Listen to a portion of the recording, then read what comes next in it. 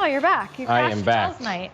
And they smell so good. I gotta tell you, I don't know if I ever actually told you this story, but growing up in one of the butcher shops, actually with, mom and dad, your parents now. Your in-laws, exactly, thank you. We don't share the same set of parents. Thank God.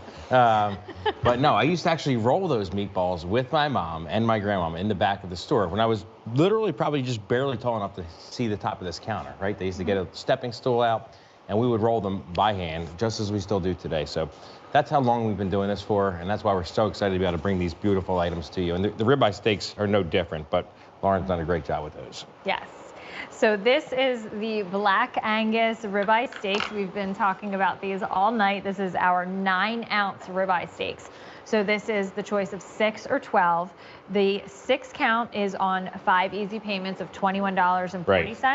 And the 12 count is on 5 easy payments of $35.80, making that a $35 savings. Right. So, I'm sorry, $39 savings tonight. So this is a huge savings, but we don't have the auto delivery available on this. So if you think that this is something that you are going to enjoy, which I know you will, think about that 12 count, because that savings is significant tonight. Look at this. Without a doubt. So Brittany, these are all Black Angus beef, right? What makes these so special? First and foremost, all Black Angus, that's the breed in which this beef is raised. It's been raised that way because we've known and we've learned over the many years our family's been in business and raising cattle and also bringing steaks to market that it's synonymous for bringing the very best beef eating experience to your plate each and every time, right? And you're seeing some of those steers in the way that they're raised here today on open pastures with beautiful sunlight, right? Really clean water. And that's what, at the end of the day, what separates this product from anything else that you're used to getting, right? It's the Black Angus beef, it's the way it's raised, but then even beyond all of that, it's the way that we ultimately trim it and bring it to you at your home. And when you go to a grocery store, you go to a butcher shop and you see a ribeye steak, typically that steak would be almost twice the size of this steak in terms of width, right? When you see it on the plate, it would look almost twice the width because it's gonna have lots of fat, lots of kind of silver skin and sinew and all things you don't wanna eat, quite frankly, that you leave on your plate when you are all said and done eating that steak. Versus this steak, you're gonna eat each and every piece of it, right? Including the pieces that are little bits of fat, and that's that kind of meat candy marbling that we love, right? You and I love the ribeye steak, and we love it because it does have those pockets of fat all throughout the steak that just burst with flavor. So Ray, would you mind taking us over to the raw? Because I need one of those pieces to show everybody how beautifully these cook up, and also to kind of explain what this piece of beef means. Right. Because I know, again, when we first met, I didn't realize that there was a difference between, of course, this Black Angus ribeye and then a ribeye. Right. So first and foremost, this is a whole ribeye. Typically, like I said a minute ago, at the grocery store or the butcher shop, this would be about twice the size. And what I mean by that is, as you look at the face of the steak here, or what we call the eye in the butcher shop, this would have a lot more fat coverage. It would have potentially bones underneath of it if you bought it with the bones on it. It would have what we call a strap on the very back side. It's all stuff you don't want to know or have to deal with, but what you need to know is when you get it from us, all that's been removed. We leave just the perfect amount of fat covering on top for that flavor just to kind of melt throughout the steak. But then what we do is we expertly cut with our butchers here in the butcher shop by hand 10-ounce portions. And you'd be shocked, or 9-ounce portions, whatever size we're bringing to market. You'd be shocked at how accurate these guys are when they're cutting these steaks, right? They're cutting each one of these within 1/4 of an ounce in what we call tolerance. But when you see the steak like this after it's been cut, with the marbling that runs throughout that steak, it's actually upside down. The marbling that runs throughout that steak is what's giving it all the flavor. And that's where the Black Angus comes in, right? Black Angus is known for having a steak that has a lot more marbling throughout the meat.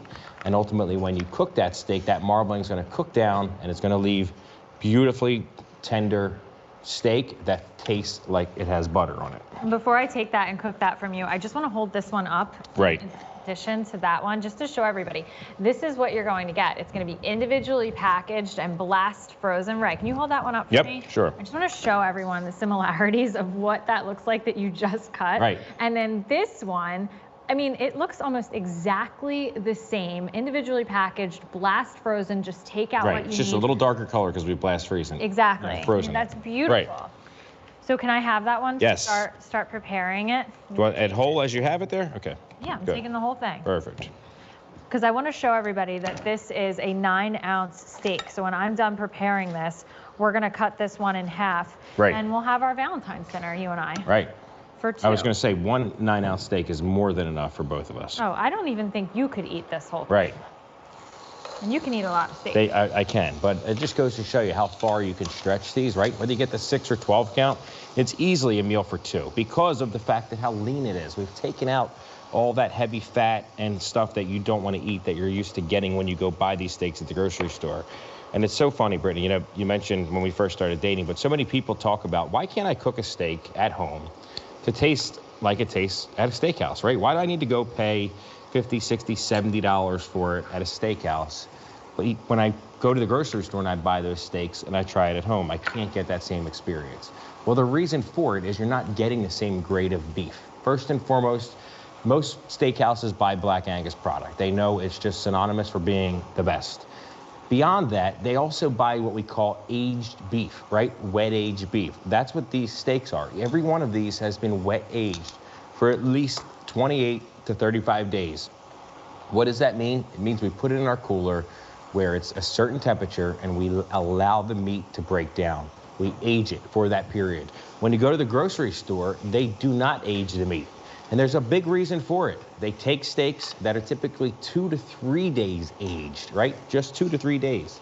Because they're just selling it to you in a way that's not vacuum packaged, they need to be able to put it in their case and let it stay red for 3, 4, 5, even up to 7, 8 days long. It could sit in that butcher's case for, right? Because that's why they want it to stay nice and red. They need it to last that 7 or 8 days. What we're doing here is we're aging it for 28 to 35 days, depending on the cut. Then we're cutting it, just as I showed you. We're vacuum packaging it and blast freezing it all within that 1 day, right? Within an hour or so from the time it's been pulled out of the aging cabinet to being cut and packaged and blast frozen is less than 1 hour. So we're locking in all that flavor. We're locking in all the juice, all the tenderness, all the goodness of this Black Angus ribeye steak. We're just ensuring that you're gonna get the experience that at home, not, right, the butcher case experiencing it, because it's just kind of what we call weeping out. All that flavor, all the moisture, all the tenderness is just kind of weeping out. That's really what separates this from anything you go buy. So you can have that great experience in your home cooking your steak. You just need to buy the right steaks. And these are those steaks.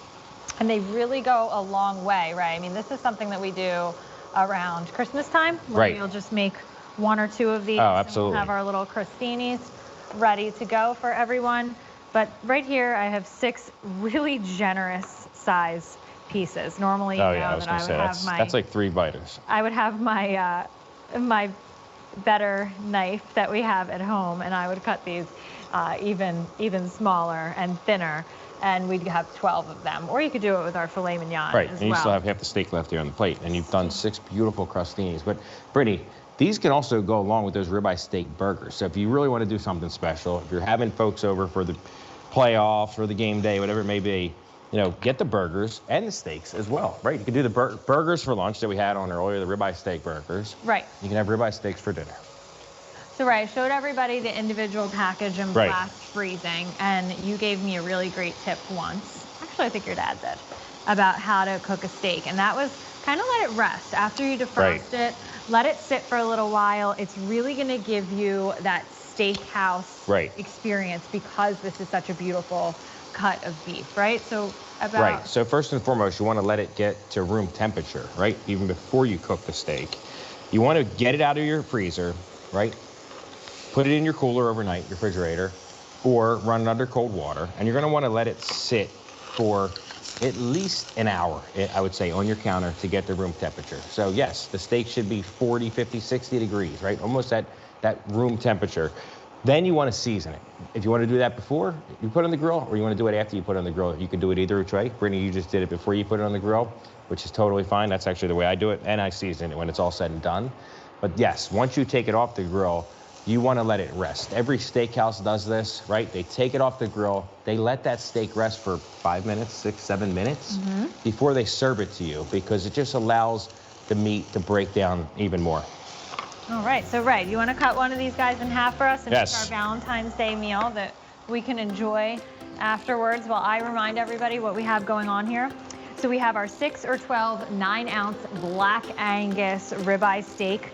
The 6 count is on 5 easy payments of $21.40. The 12 count is on 5 easy payments of $35.80. That is a $39 savings. We do not have auto delivery available tonight with these. So if you do want these, I would definitely recommend that 12 count option.